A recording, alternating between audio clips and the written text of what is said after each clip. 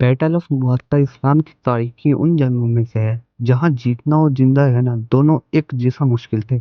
यह जंग उस वक्त हुई जब नबी सल्लल्लाहु अलैहि वसल्लम ने साफिर हारिस बिन उमैर रज़ियल्लाहु ताला अन्हु को शाम की तरफ भेजा, लेकिन उन्हें कत्ल कर दिया गया और यह सब विवाद के खिलाफ था।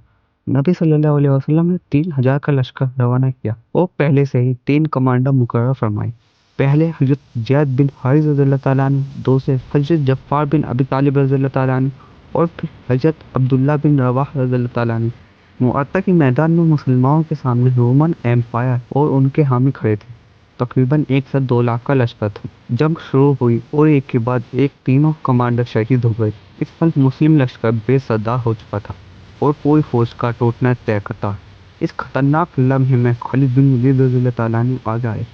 याद है, यह उनकी इस्लाम की बात पहली बड़ी जंग थी। उन्होंने सबसे पहले यह समझा कि इस मैदान में रुकना पूरी फौज की हलाकत बन सकता है, इसलिए उन्होंने अपने कदम पीछे खींच लिए। रात होते ही खालिद रज़ियल्लाहु ताला अन्हु ने बेमिसाल मिलिट्री स्ट्रेटेजी अपनी।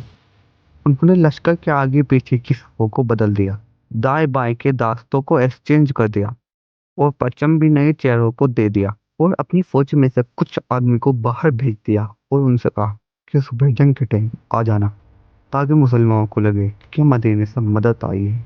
सुबह जब दुश्मन ने देखा कि मुसलमान फौज नए जोश और नए चेहरों के साथ सामने आ रहे हैं, तो उन्हें लगा कि मदीने से मदद आ चुकी है। इसी गलतफहमी में खालिद रज़ियल्लाहु ताला अन्हु ने धीरे धीरे लश्कर को महफूज रिट्रीट करवा लिया। इस जंग में खालिद रज़ियल्लाहु ताला अन्हु की 9 तलवारें टूट गई, लेकिन फौज बच गई और यही असली कामयाबी थी। जब मदीने में यह खबर पहुंची तो कुछ लोगों ने कहा कि यह तो भाग कर आ गए, लेकिन नबी सल्लल्लाहु अलैहि वसल्लम ने तुरंत फरमाया, नहीं, वो भागे नहीं, वो फिर लौट कर हमला करने वाले हैं।